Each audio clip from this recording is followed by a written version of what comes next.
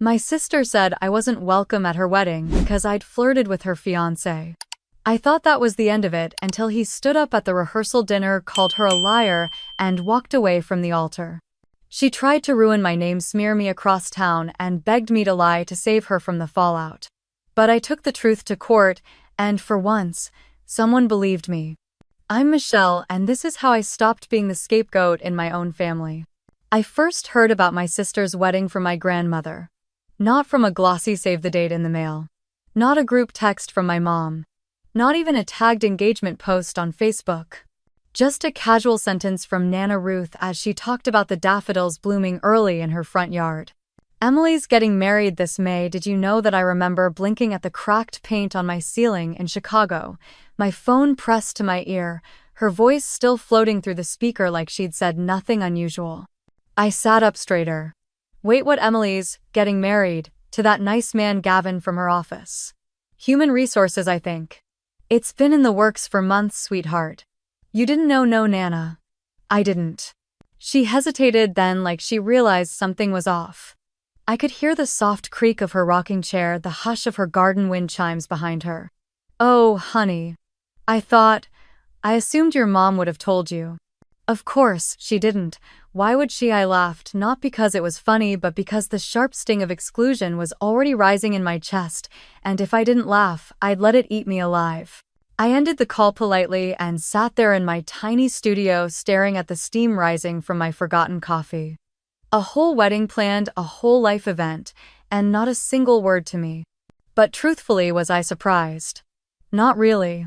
I had been the ghost at every family event since I moved out at 18. It wasn't always this way though, the signs had been there since we were kids. Emily the golden daughter. I the complication. She was everything my parents wanted. Blonde, organized, a perfectionist with a polished smile and an impeccable transcript. I was quieter, more restless, obsessed with books and strange ideas, always pushing back against expectations I didn't ask for. Mom used to say I was too sensitive anytime I cried, even as a child. Dad would tell me to toughen up, that no one liked a girl who made everything a problem. And Emily. She thrived in that house. I think she always knew she fit better than I did. By the time I got to Northwestern, I stopped trying to belong. I called less. I visited less. I stopped explaining why I didn't come home for Thanksgiving and started spending holidays with friends or holed up with deadlines instead. I wasn't angry, at least not then. I just needed distance. My grandmother was the only one who called regularly. The only one who asked questions and listened long enough to hear the answers. Her voice was a thread that kept me tied to that family, however thin it became.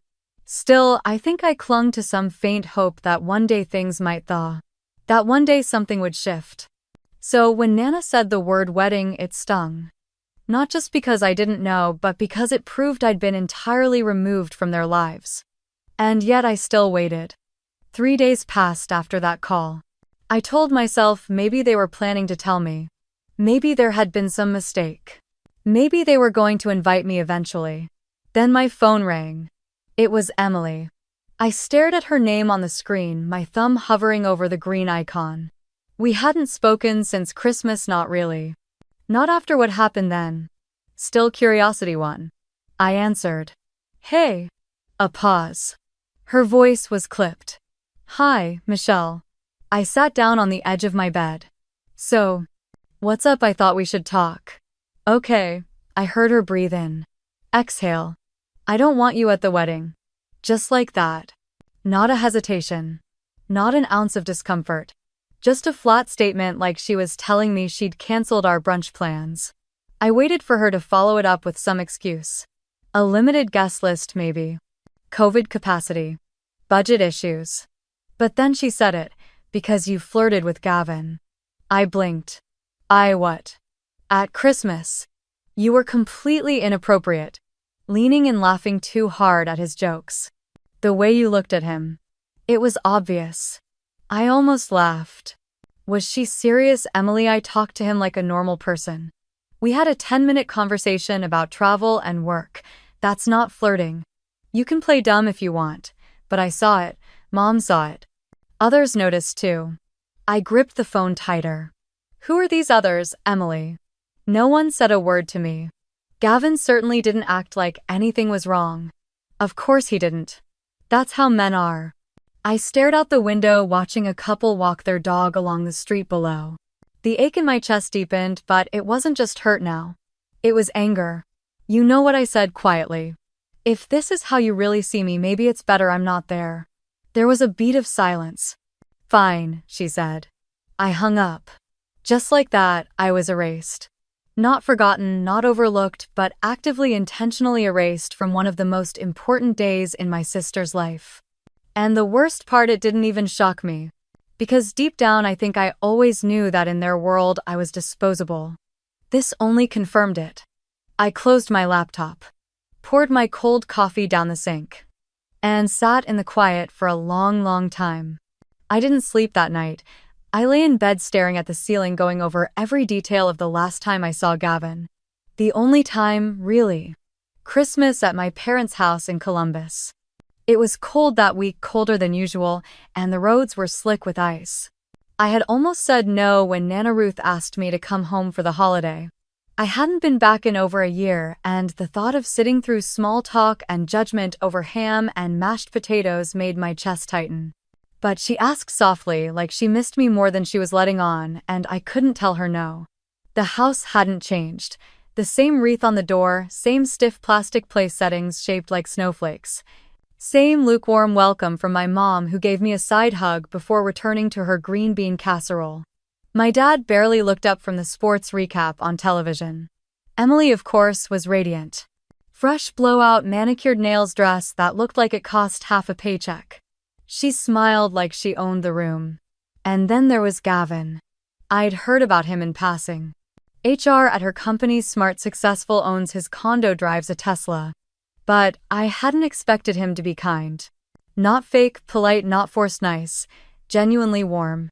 He offered to take my coat when I walked in. Asked if I wanted tea instead of wine. We ended up seated across from each other at dinner. My mom was busy praising Emily for organizing a charity drive at work. My dad asked Gavin something about golf, which he politely answered before turning to me. So Michelle, I heard you edit books. I nodded. Mostly nonfiction. Memoirs, personal development, the occasional ghostwriting project. That's really cool. He smiled. I'd never met someone who actually edits books. I always imagined it was just a red pen and long hours in dusty libraries. I laughed, surprised by how at ease I felt. Pretty close, actually. Minus the dust. He asked questions. Not in that performative way some people do when they want to look interested. He was genuinely curious. What kind of clients I worked with, what made a good manuscript, if I ever thought about writing my own. We talked about a ridiculous self-help author who kept confusing metaphors and thought burning bridges was a positive thing. Gavin laughed so hard he nearly choked on his cider. Across the table I saw Emily stiffen. Her smile faded. She stared at me for a long beat, then looked down at her plate like it had offended her. I tried not to think too much of it. Maybe she was tired. Maybe she was annoyed that Gavin wasn't focused solely on her. After dinner, I helped Nana Ruth dry dishes. Emily disappeared upstairs.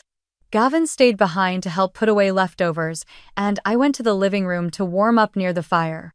That's when she found me. Michelle. I turned. She was standing by the hallway, arms folded across her chest, jaw set. Come with me. She didn't wait. Just walked toward the hallway, and I followed, confused. She led me into the den and closed the door behind her.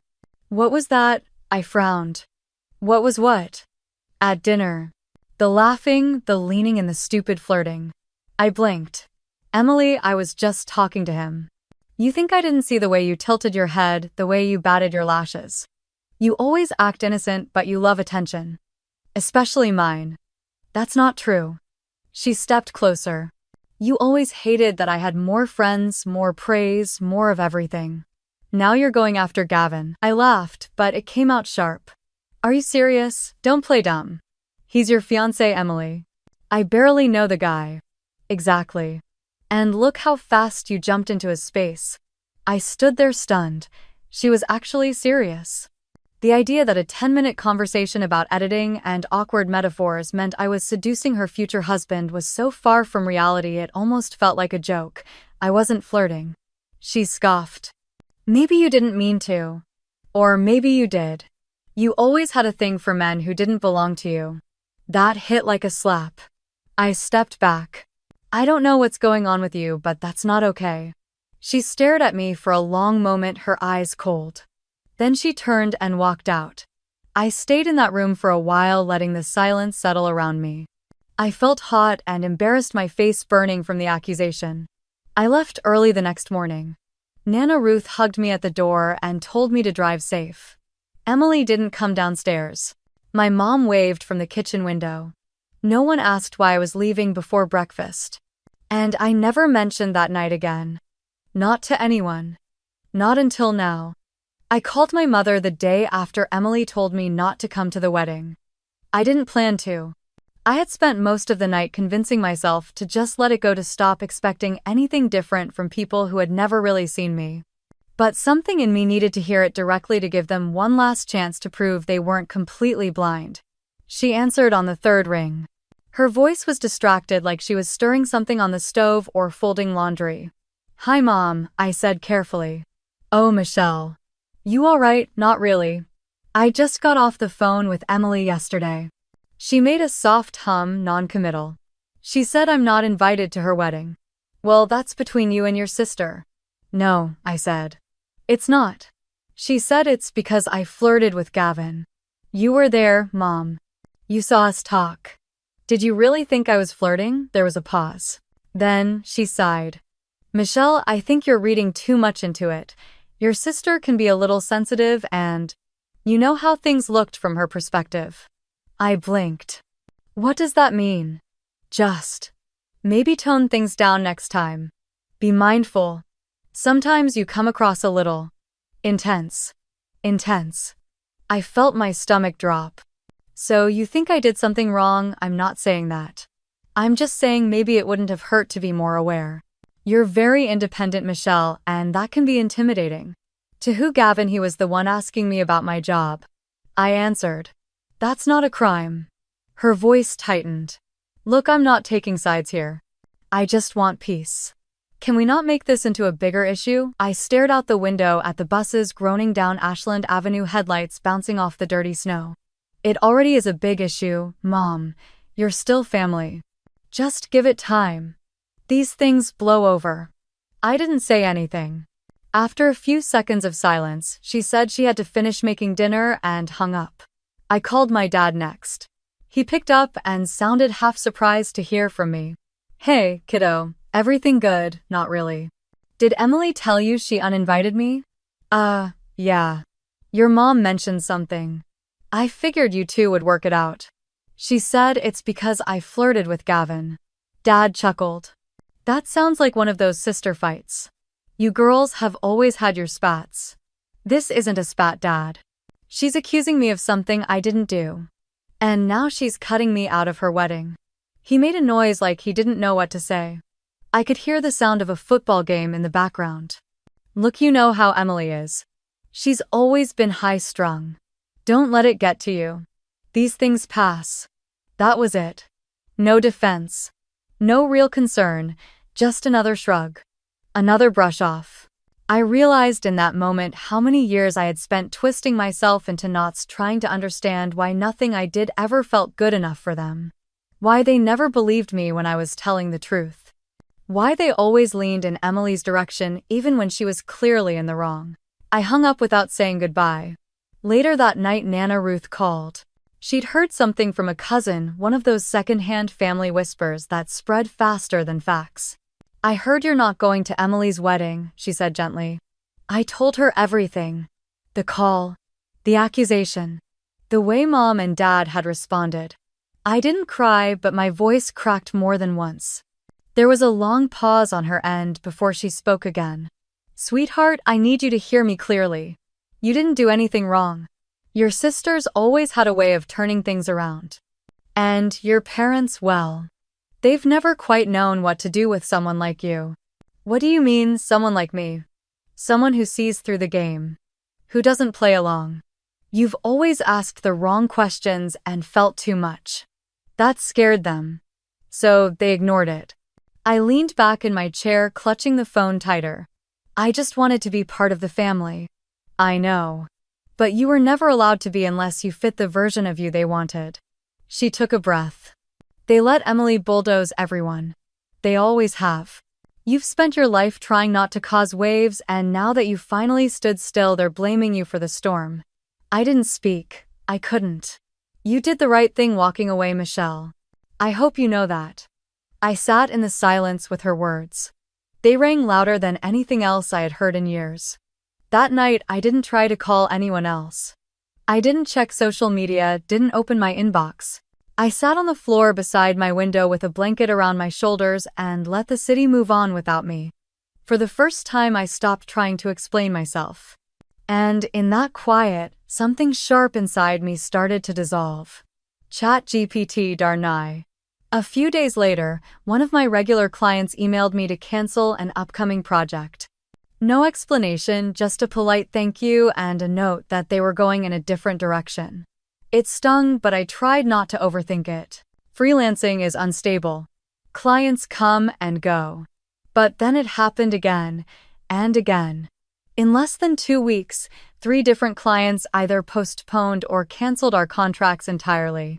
Some of them had worked with me for over a year. One of them had just given me a glowing testimonial the month before. It didn't feel random anymore. I tried to convince myself it was just a bad streak. A coincidence. Maybe people were tightening budgets, reprioritizing. But the timing was too perfect. Right after Emily's accusation, right after I got officially erased from the family wedding. I didn't want to believe she'd stoop that low. But then I remembered Christmas. The venom in her voice. The way she looked at me like I was an infection that needed to be cut out. Still, I needed something concrete. I decided to reach out to Trina, a former hiring manager at a publishing startup I'd freelanced for the year before. She and I had stayed in touch occasionally. She was friendly, smart, and had always respected my work. I sent her a casual message checking in saying I noticed her company had paused our upcoming project and asking if there had been any concerns about my performance. She called me the next morning. Hey Michelle, thanks for reaching out. I was actually meaning to talk to you about that. Her voice was warm, but I could hear something else underneath. Hesitation. There've just been some conversations going around. Nothing official. But someone in our extended network mentioned you. It made a few folks here second-guess continuing the project. My stomach dropped. What kind of conversations? She paused. It's not my place to repeat gossip. But it was about professional boundaries. Someone said you were involved in some drama that reflected poorly. Do you know who said that? No names were given. It came up in a meeting and honestly I defended you. I told them I'd only had great experiences working with you. But the team got nervous. You know how it is. I do, I said quietly. She hesitated again. I hate to ask, but is any of it true? What are they saying, that you crossed a line with a client's partner? That there were inappropriate interactions? The breath went out of me like I'd been punched. None of that is true. I believe you. I really do. But once something like that starts circulating, it's hard to put the lid back on. The publishing world's small. People talk. I thanked her for her honesty and hung up. Then I sat on the edge of my bed staring at the floor, shaking. This wasn't just about being cut from a wedding anymore. This was about my reputation, my income, my name. And it was spreading. The realization settled slowly. Emily hadn't just accused me within the family. She had taken her version of the story and planted it where it would hurt me most. In the professional spaces I'd worked years to build. In a city where everyone's connected by 1 or 2 degrees. I opened my laptop and started combing through my inbox. One client had sent a vague message about concerns from their board. Another had simply ghosted after receiving my last round of edits. I archived every message, flagged every suspicious thread, started saving PDFs of every email. I went back and checked LinkedIn. Sure enough, Emily had started following a few of my clients over the past month. People she'd never interacted with before. One of them had even commented on a photo of her and Gavin at a networking event weeks before she called me. She was planting seeds. I opened a new folder on my desktop titled Documentation. Then I picked up my phone and called my friend Lena, who worked at a nonprofit legal clinic downtown. "Hey, do you know anyone who handles defamation cases?" Why, I told her everything. Not the sugar-coated version, but the ugly, mortifying truth. About Christmas. About the wedding. About the cancellations. About the fact that I was losing work because my sister had decided to smear me out of spite. She was quiet for a moment. "I know someone. He's not cheap, but he's good. I'll email you his info." "Thanks. Michelle, I'm so sorry." I nodded, though she couldn't see me. That afternoon, I wrote down everything I could remember. Every conversation. Every interaction with Gavin. Every red flag. I typed for hours, pouring it all into a document that felt both like a confession and a shield. I didn't know what my next step would be. I didn't know if I could prove what she'd done. But I knew I couldn't let it continue. Emily had crossed a line. And for the first time, I was ready to stop being quiet.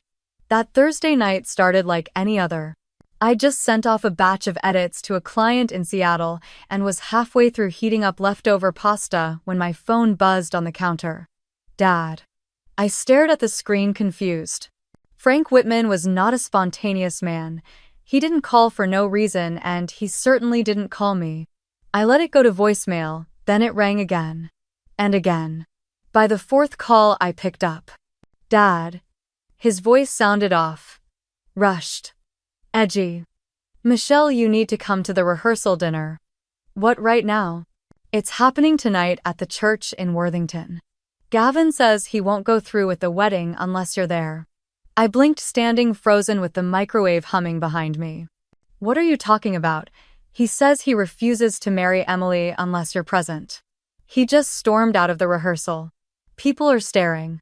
Your mother's trying to hold it together. It's a mess." I stepped away from the microwave, heart pounding. "Did he say why? Something about how you were treated?"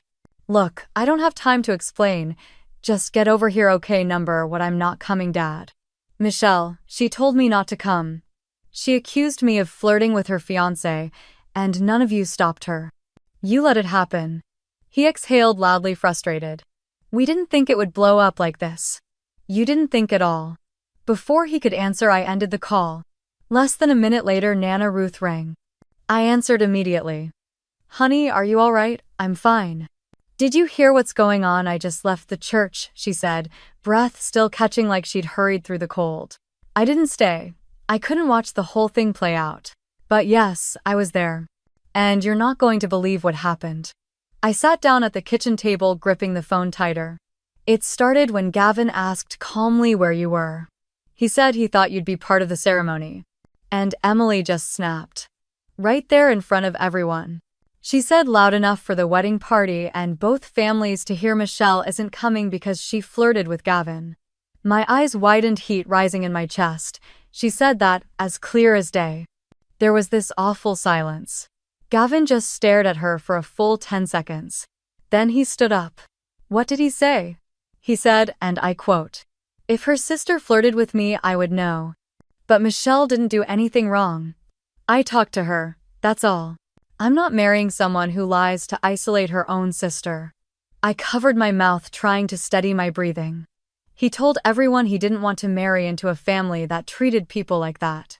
Especially not when the accusations were false. He walked out of the church. His parents followed, so did the best man. The pastor was stunned. The room felt like it tipped sideways. Emily just collapsed into a chair, screaming that you ruined everything. Your mom froze. Frank looked like he was trying to disappear into the pews. No one knew what to do. I didn't know what to say. For once I had no words. Just a storm of conflicting emotions churning in my chest. Nana lowered her voice. "He defended you, Michelle. Not because you asked him to. Not because you begged. He did it because he saw the truth, and it mattered to him. That means something." "It means everything," I whispered. It was validation. Real public validation. After years of being ignored, Blamed, scapegoated, someone had finally stood up and said, "This isn't right," and not just anyone. Gavin. The man my sister was about to marry. Nana kept talking, but I barely heard her. My mind was racing. What happens now, I don't know. But for what it's worth, I'm proud of you. And I'm proud of him too. After we hung up, I sat in silence staring at the cold pasta still sitting in the microwave. I should have felt triumphant. Vindicated. But what I felt most was tired. Tired of being dragged into emotional wars I never started. Tired of people only seeing the truth when it was too late. Tired of the cost of being quiet. My phone buzzed again. Emily. I didn't answer. Then Mom. Ignored. Then Frank. Voicemail. Then texts began pouring in. From people I hadn't spoken to in years. A cousin in Denver. An aunt in Sarasota. A childhood friend who still followed me on Instagram. What's going on? Is it true? Why would you ruin your sister's wedding? You've always been dramatic. Each message chipped at me, not because I cared about their opinion, but because it was so predictable. They didn't ask what happened. They didn't want the truth. They just needed a villain to blame. And I was always convenient. But this time was different. This time someone had refused to play along. I pulled out my laptop and opened the folder titled Documentation. I added a new note, the 11th of January 2025. Gavin Thomas publicly withdrew from the wedding rehearsal after defending my integrity. I saved it. And then, without checking my phone again, I unplugged it, drew the blinds, and poured myself a cup of tea. Outside, the snow had started falling harder.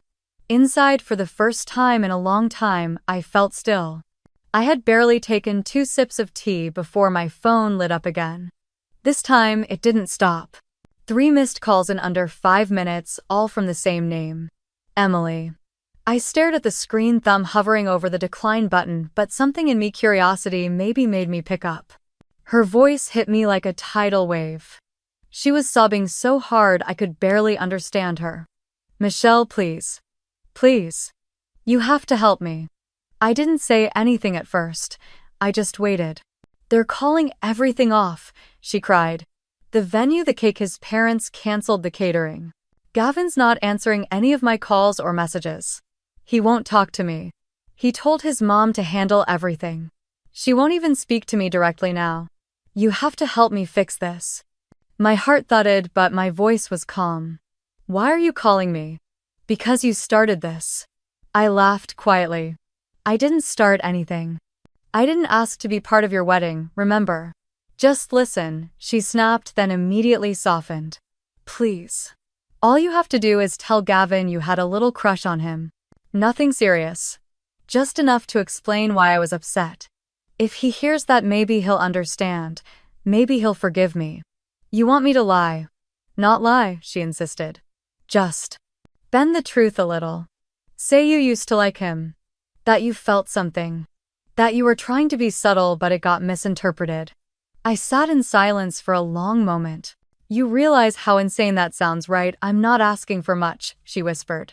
Just 1 sentence. Just say you had a thing for him. Just once. I leaned back into the couch, phone pressed to my cheek. Let me get this straight. You told everyone I flirted with your fiancé. You accused me, humiliated me, spread rumors. And now that it's all fallen apart, you want me to rewrite history to save your relationship. It wasn't like that. It was exactly like that. You don't get it, Michelle. I'm going to lose everything. Gavin's family is well connected. His mom has friends on the board at my firm. His father's company co-sponsored my last work project. They're powerful people. If they turn on me, that's not my responsibility. She let out a shaky breath. You think you're so righteous. You think you've won something. But you haven't. You've destroyed me. I raised my voice just enough to be heard. I didn't destroy you, Emily. You did that all on your own. I had one conversation with Gavin at Christmas. One. And you took that and turned it into a public execution. And now you want me to lie to fix what you broke. You could have him, she hissed. If you wanted to, maybe that's what this is about. I closed my eyes, exhaled slowly. Emily, this isn't about Gavin. It never was. It's about control. It always has been with you. She was quiet. Then in a voice raw with desperation. I am begging you. I have never begged you for anything. That's not true. You've always begged for attention, for control, for validation. But this is different. This is the first time you're begging because you know you're losing. I heard her breath catch. Then, like a switch flipped, her tone shifted. I gave you every chance to stay out of this, she snapped. But you made yourself the center. You let him ruin me. You let him walk away. I didn't make Gavin do anything. He made his own decision based on how you treated me. That should tell you everything. You don't get it. I will lose my job, my reputation, my future. I wanted to feel pity. Some small ache of sympathy. But all I felt was tired. Welcome to my world. She grew quiet. So quiet I thought she'd hung up. But then she said low and cold, if you don't fix this, I swear I will never forgive you. I almost laughed. You were never planning to forgive me, Emily. Not really. You were just hoping I'd stay quiet while you burned everything down. And with that, I ended the call. I turned off my phone, dropped it face down on the table, and sank back into the couch. The silence afterward was thick but not heavy. It was clean. It was mine. I wasn't the little sister anymore. I wasn't the scapegoat or the strange one or the girl in the background waiting to be allowed into the room. I was someone who finally said no. And no matter what came next, that wasn't going to change.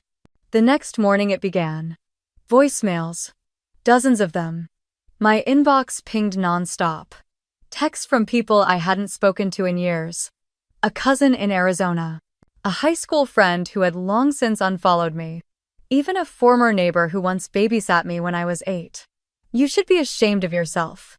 How could you do this to your sister? You've always been jealous. Now look what you've done. Some didn't even try to be subtle. Homewrecker. Snake. Selfish little girl. Each message hit like a slap. Some of them used words I hadn't heard since middle school. One even accused me of planning it all along. I opened Facebook and saw a post in one of the local Columbus community groups. Anonymous, of course, but the details were unmistakable. Not naming names, but I think people should be warned about those who smile at family gatherings while secretly trying to steal someone else's fiancé. Disgusting behavior. Some of us were there. We saw it happen. Hundreds of comments. I closed the app, heart thudding. The world was closing in. I didn't leave my apartment that day. I couldn't. Every time I stood up, a wave of nausea hit me. My hands shook. My skin itched with invisible heat. I sat by the window in my robe, phone turned off, blinds half closed, unable to stop staring at nothing. That night, I didn't sleep. By the second day, the pressure in my chest had become unbearable. I didn't want to call Nana Ruth again. I didn't want to cry in her ear. But when I finally picked up the phone, I didn't even have to explain. Sweetheart, pack a small bag. I'm picking you up in the morning. Where are we going? Anywhere that isn't here. She showed up with hot cocoa and a car already packed with snacks, blankets, and one of those touristy Ohio travel mugs I'd given her years ago. We drove south away from Columbus through winding rural roads that twisted around frozen hills and barren trees. After 2 hours, we stopped at a little cabin near Hocking Hills. Quiet, tucked into the woods, with nothing but the sound of wind brushing over pine needles. I didn't speak much the first day. She made tea, built a fire, handed me a blanket, and sat beside me without asking questions. The second morning I cried. I hadn't meant to. I'd been sitting on the porch watching birds flit between snow-covered branches when the weight of it all cracked me open. I sobbed until my throat burned, face buried in my knees. She didn't try to stop me. She just sat next to me, warm hand resting on mine. It's all right, Michelle. Let it out. By that afternoon, I felt like I could breathe again. The next day, I drove back to the city and kept my long-overdue therapy appointment with Dr. Tori Keating, a therapist I had started seeing just before the holidays. She greeted me with a smile and a cup of chamomile, same as always. Rough week, something like that. Want to talk about it? So I did. I told her everything. About the wedding. The rehearsal. Gavin walking away. Emily's meltdown. The harassment. The calls. The messages. The online posts. I told her about the night Emily called begging me to lie. About how she said I ruined everything. And when I finished, Dr. Keating leaned forward slightly and said, "What's the story you were always told about yourself and your family?" I frowned. "What do you mean?" "I mean the role you were given. Every family has unspoken stories. You were the problem," I said before I could stop myself. "The weird one, the dramatic one, the too sensitive little sister. And Emily the golden child. The one who could do no wrong." She nodded slowly. When you challenged that dynamic, even by simply existing, they pushed harder. And now that Gavin saw you clearly, that narrative cracked open. That's why they're angry. You didn't just upset a wedding. You disrupted the story they needed to believe. I felt something click into place. Not sudden, but steady. Like a puzzle piece I didn't know I'd lost. I wasn't just fighting Emily. I had been resisting a system. A long, quiet campaign of dismissal. Of being unseen. Of being blamed for every disruption. I took a deep breath. I think I've spent my whole life trying to earn a place that was never meant for me. Dr. Keating nodded. "What would it feel like to stop trying?" "It would feel like this," I whispered. And in that room, surrounded by warm light and quiet understanding, I realized something I hadn't allowed myself to admit until then. My family hadn't just hurt me. They had defined me. And now, for the first time, I was beginning to define myself. 2 nights later, I received a message that stopped me cold. It was from Nicole Harper, someone I hadn't spoken to in well over a decade. "Hey, Michelle, I know it's been a long time, but I saw what's been going on. I wanted to reach out. I think we need to talk." Emily did something like this to me too. I stared at my phone for a full minute before responding. Nicole had been a grade ahead of me at Worthington High. We weren't close friends, but I remembered her clearly. She was the quiet girl with the sketchbook and long auburn hair, always sitting near the edge of the lunch crowd, but never really in it. We'd shared a few classes. She was soft-spoken, artistic kind. The kind of girl people underestimated because she didn't make noise. We arranged a phone call later that evening. Her voice was steady when she picked up, but there was an edge underneath it. A tiredness I recognized all too well. "I'm sorry to come out of nowhere," she began. "But when I saw your name mentioned in some of those posts, and heard what happened at the wedding, I just knew. I've seen this before. From Emily, yeah. Back in high school." She took a breath, then launched into the story. It was junior year. Nicole had been dating a boy named Ryan Kellogg for a few months. He was popular, a swimmer, the kind of guy who smiled with his whole face. Emily had apparently had a thing for him the year before, but he never reciprocated. Still, that didn't stop her from deciding Nicole had stolen him from her. According to Nicole, Emily started small, cold shoulders, odd glances. Then the rumors began. Emily told their friend group that Nicole had been secretly flirting with Ryan while pretending to be her friend. That she had backstabbed her. That she couldn't be trusted. She cried in front of people. Made herself the victim. And it worked. Within a week, Nicole had lost nearly every friend she had. People started leaving sticky notes in her locker calling her a traitor. She got anonymous messages on MySpace telling her to watch her back. Even one teacher who had been friendly before started treating her like a disappointment. She was devastated. But worse than the isolation, Nicole said, was the confusion. Because no one had asked her side. Everyone just believed Emily. "I didn't even fight back," she told me. "I shut down. I stopped going to school events. I stopped drawing. Senior year, I pretty much disappeared. I sat on the floor of my apartment, back against the couch, listening with a tight knot in my stomach." Nicole's story was a mirror. And she wasn't the only one. That was the most chilling part. Emily hadn't just gone after me. She had a history, a pattern, a formula. Find someone who threatens her spotlight, twist the story, frame herself as the wronged one, destroy the other person's credibility while playing victim. I asked Nicole why she never spoke out. "Because I didn't think anyone would believe me," she said simply. Emily was so good at controlling the narrative. And back then, I didn't even understand what was happening. I just thought I was too sensitive. That maybe I had done something wrong and didn't realize it. I know that feeling. I hesitated before asking. Would you be willing to put any of that in writing? I'm collecting documentation right now. I don't know what I'll end up doing, but if it becomes legal, I may need someone to speak to her history. There was a long pause. Then Nicole said yes. Absolutely. I'll write everything down.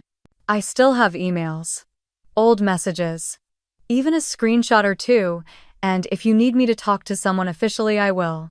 I didn't know what to say. I swallowed the lump in my throat. Thank you. I mean it. You don't need to thank me, she said.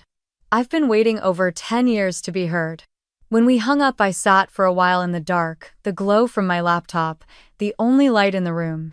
For years, I had believed I was uniquely broken. The difficult sister, the emotional one, the black sheep.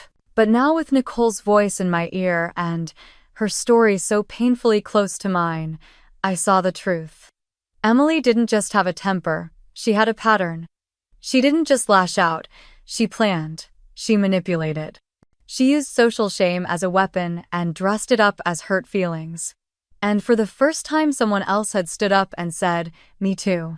I opened my laptop and created a new folder inside the documentation file. I titled it Historical Pattern. I copied Nicole's messages, transcribed everything I remembered from our call, saved the screenshots she emailed me later that night. She wasn't just a witness, she was proof. This wasn't one incident, this was a cycle. And finally, the cycle was breaking. One morning I stepped outside to head to the grocery store and found my front tire completely flat. Again. It was the second time in a week. I stood there staring at it, grocery list in hand, while the cold January wind bit through my coat. My building's parking lot wasn't large, just 6 assigned spaces behind the complex, quiet, enclosed by a low wooden fence. I always parked in the same spot, backed into the corner where the camera from the alley didn't quite reach. At first, I thought maybe I'd run over something sharp. But 2 days later, it was the rear tire. Same side. Same clean puncture near the valve. No debris around. No nails. Just air gone and rubber collapsing under weight. I called roadside assistance again, biting the inside of my cheek while the guy inspected it. Clean slice, he said, real straight, like a box cutter or a utility blade. Someone did this deliberately. I didn't respond. The next night, I came home to find my mailbox covered in brown spray paint. The letters were crooked, rushed. It looked like someone had tried to write liar but only got to LIA before running out of space. I stood in front of it, clutching my keys frozen. The paint still dripped. The following evening, there was something smeared on my front door. At first, I thought it was mud. Then the smell hit me. Rotting food, maybe eggs, and something else. My stomach churned. I called building maintenance to help clean it off, but no one else in the complex reported damage. Just me. Then came the graffiti on the alley wall. Someone had spray painted a vulgar image with my name underneath it. Not my full name, just Michelle W. Equals homewrecker in large red letters, barely visible from the back kitchen window. That night, I barely slept. The next morning, I drove straight to the Columbus police station and filed a formal report.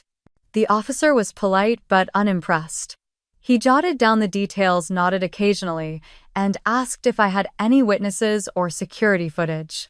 I didn't. There were no cameras on the street, and my building's backlot had one old motion light that flickered more than it worked.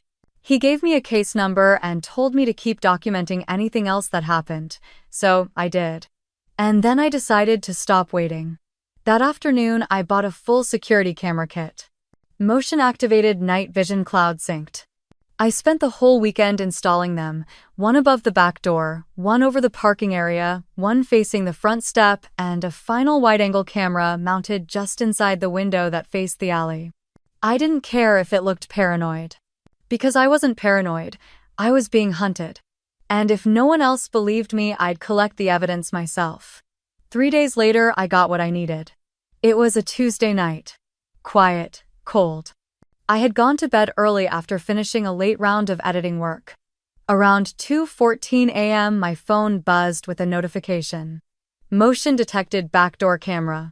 I opened the app groggily, expecting maybe a raccoon or a delivery guy making rounds. But then I saw the figure. Hunched, hooded, all black clothing, moving cautiously along the edge of the building. The woman stepped into the frame fully as she crept up to the back entrance. She tried the handle once, twice, then looked around. She knelt briefly, checking under the doormat. And then for just 1 second she turned toward the camera, probably drawn by the tiny blinking red light she hadn't expected. That was when her face came into view. Emily. Even in low light there was no mistaking her. Same sharp cheekbones. Same pale skin. Same dark circles under her eyes. I sat upright in bed, heart pounding, stomach hollow. She tried the door again, then stood there for a few seconds longer before turning and disappearing into the alley. I rewound the footage. Captured stills. Backed everything up in 3 places. I took photos of her frame, her shoes, the reflective strip on her left sleeve, the same one I'd seen on her hoodie the day she moved out of her apartment last year. Then I called Carter Bennett. He had been recommended to me by an old client, civil attorney, former prosecutor, serious but compassionate. He picked up on the second ring. "Miss Whitman, good evening." "Hi. I think I'm ready to go forward." I spent the next 10 minutes walking him through everything. The vandalism, the tire slashing, the graffiti, the threats, the failed break-in. I emailed him all the files, video, photos, written reports, timeline logs. Even Nicole's written statement, which I had notarized the week before. There was a long pause after he reviewed the footage. This is serious. Attempted unlawful entry is a criminal matter. The property damage, if connected, strengthens the pattern of harassment. Combined with your prior documentation and corroborating witness, I believe we can pursue both a restraining order and civil action. Will she be arrested? That depends on the DA. But at the very least, this evidence will force a response. We'll start with a cease and desist and a formal notice. If she continues contact or approaches your property again, we'll escalate. Do you think she'll stop? That's not the question, Miss Whitman. The question is, are you ready if she doesn't? I looked at the screen. The paused image of Emily frozen in grainy black and white, eyes wide with panic. "Yes," I said. "I'm ready now." Carter moved quickly. Within 48 hours, he sent out the formal cease and desist letter to Emily, detailing the full list of incidents, the repeated vandalism, the attempted break-in caught on video, and the history of social media harassment. It was clinical, precise, impossible to misinterpret. A copy was sent to her attorney along with notice that if any further contact occurred, direct or indirect, we would escalate. I expected silence. Instead, we received a response just 2 days later. Emily had retained a new lawyer, someone flashier this time. I imagined him with slicked back hair, a Bluetooth headset, the kind of man who thought intimidation passed for strategy. The letter he sent was polished but condescending. It opened with language about family disagreements, minor misunderstandings, overreactions. Then it pivoted into accusation. It claimed I had been publicly maligning my sister and causing irreparable reputational harm to the Whitman family. It said I had overstepped in a deeply personal matter that should have been handled within the bounds of kinship. And then the final sentence, carefully buried in the 3rd paragraph, "Miss Whitman would be wise to cease further actions for the sake of family dignity and long-term reconciliation." When Carter read that part aloud to me, he didn't even blink. "Classic bluff," he said. "Trying to shame you into backing off. They know they're losing." So we filed. First, Carter submitted the criminal complaint to the Franklin County District Attorney's Office, including the police reports, surveillance footage, and photographic evidence.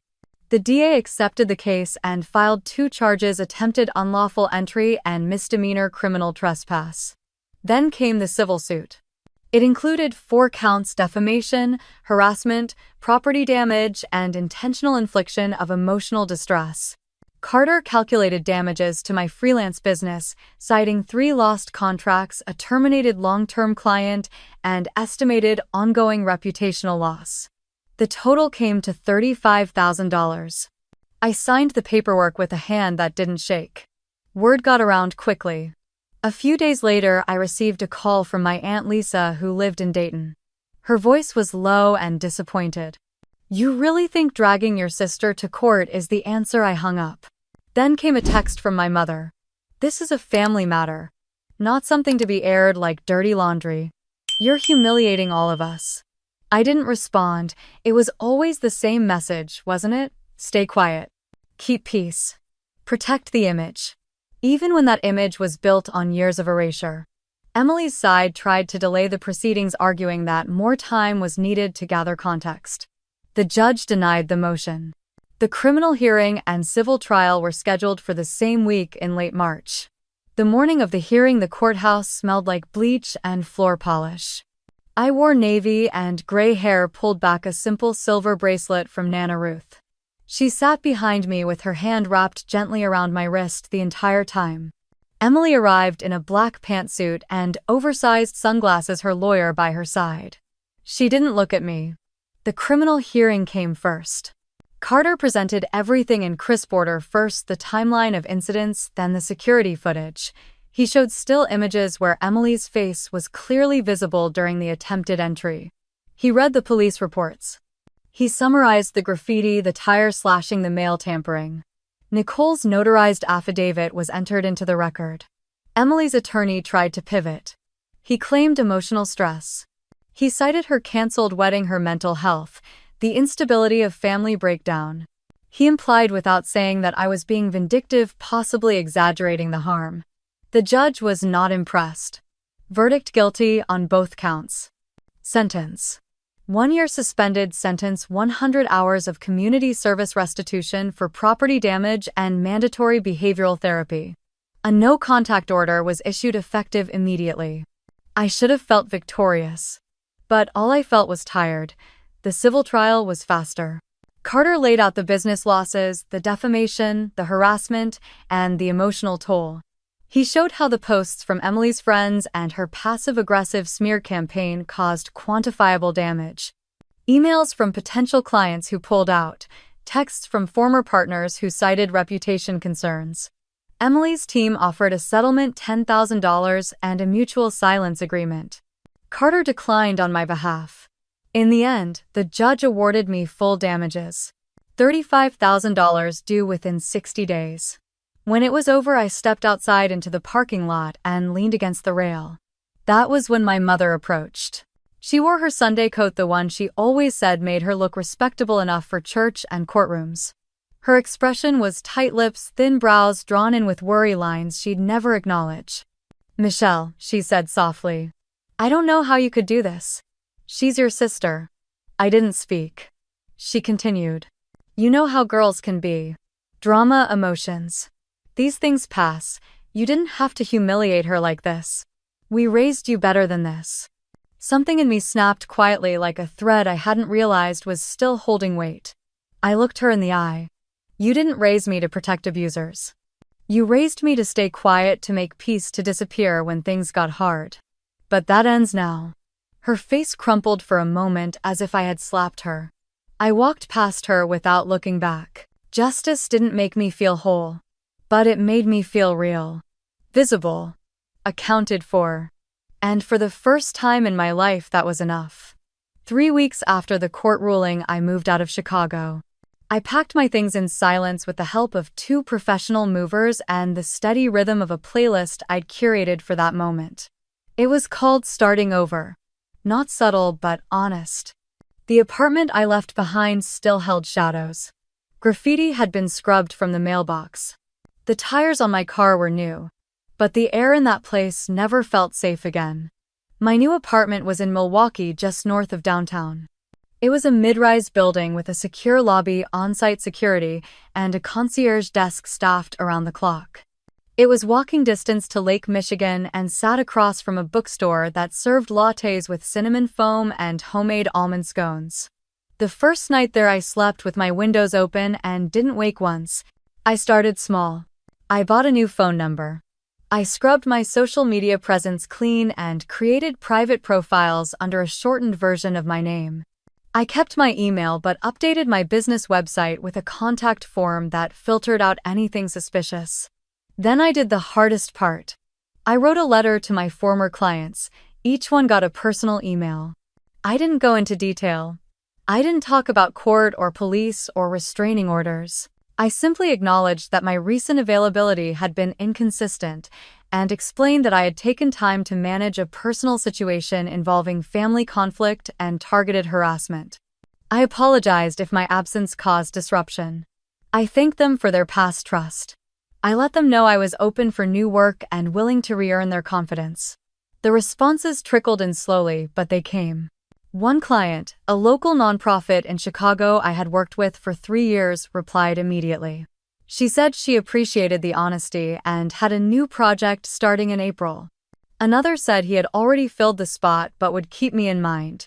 2 others never responded. And then something unexpected happened. I received an email from a small publishing house in Madison, Wisconsin. Dear Michelle, we recently came across a blog post written by a contributor who shared part of your story anonymously. The author didn't name you, but it was clear they were a former client of yours. They spoke of your professionalism, your grace under pressure, and your resilience. We were deeply moved. And we're looking for a long-term freelance editor for several new nonfiction titles. Would you be open to a conversation? My hands shook as I read it. We spoke later that week. The publisher, a woman named Elena, said their team had reviewed my portfolio and wanted to offer a part-time remote contract for at least 6 months. It came with a steady paycheck and the flexibility to work from anywhere. I accepted. One afternoon, I went for a walk by the lake. The wind whipped off the water cold and clean, and I thought about how much had changed in just 4 months. From being gaslit in my own family to sitting on a bench watching seagulls argue over breadcrumbs with nothing in my chest but calm. I hadn't heard from Emily since the verdict. But I did hear about Gavin. Apparently, he had moved out of Ohio entirely. A friend of Nana Ruth said he was back in Oregon working in real estate again. He hadn't responded to any of Emily's calls or messages. Rumor had it he even blocked my parents. When I heard that, I felt something between justice and sadness. He didn't owe them anything. Still, I hoped he was healing in his own way. My mother tried to call, twice. I watched both calls go to voicemail. I didn't listen to the messages. I didn't need to. Sometimes silence is not distance, it's protection. Later that night, I called Nana Ruth. She picked up on the second ring. "Sweetheart, how's the new place?" "Peaceful," I said. "I actually sleep now."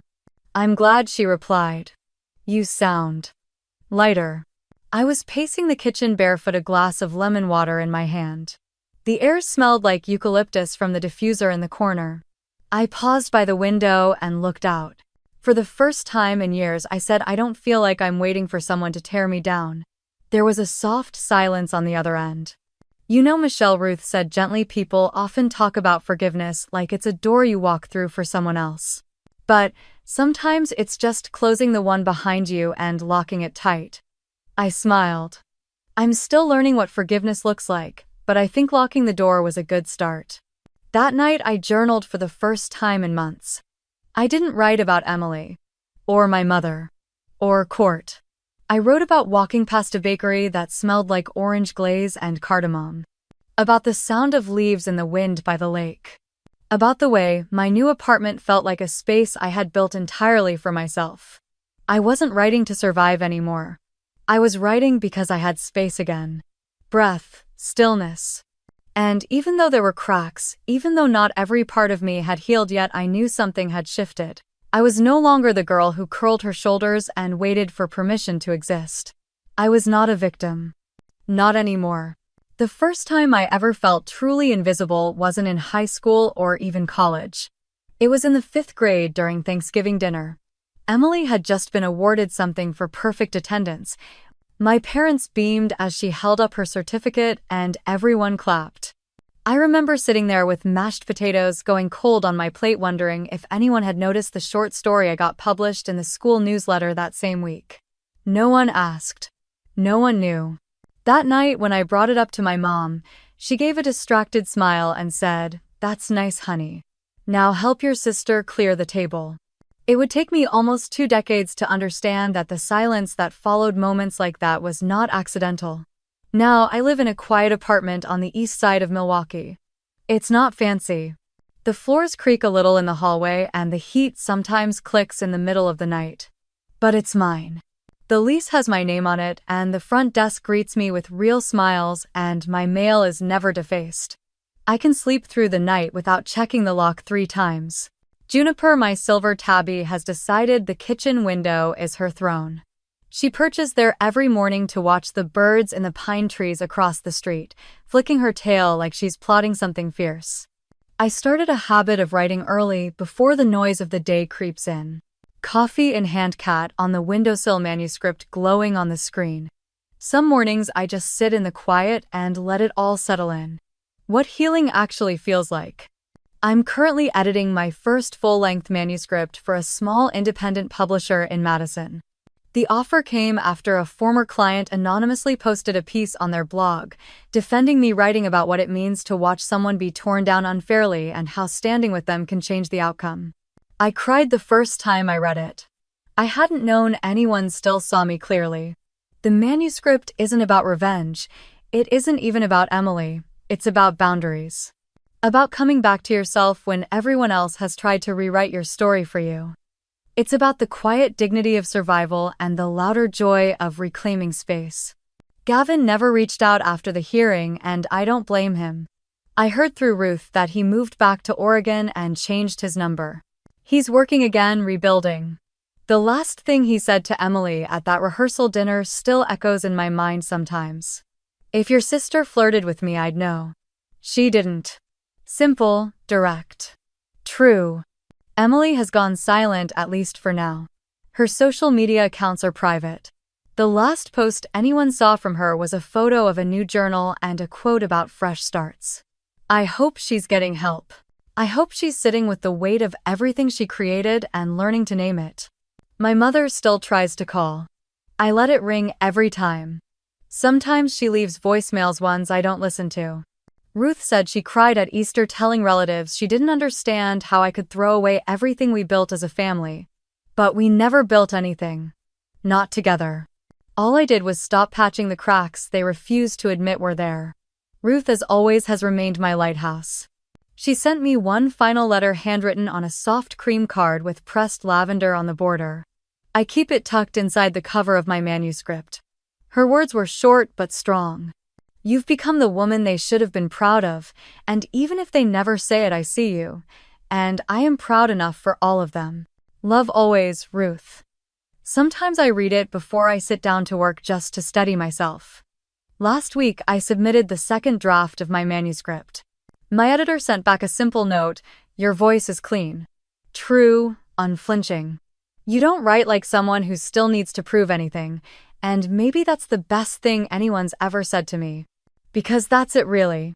I don't need to be understood by the people who spent years misunderstanding me on purpose. I don't need to be forgiven for standing up. I don't need to be small to make others comfortable. I'm no longer the inconvenient sister. The weird one. The problem to fix. I'm a woman who told the truth and survived it. And I am exactly where I'm meant to be. If you've ever been blamed for something you didn't do, if someone you love made you feel like you weren't enough, if you've spent your whole life trying to belong in a place that only wanted pieces of you, I hope you'll leave a comment and tell your story. And if stories like this remind you that you're not alone, subscribe to this channel so you won't miss the next one. Thank you for listening. Thank you for staying. There's more to come. Always.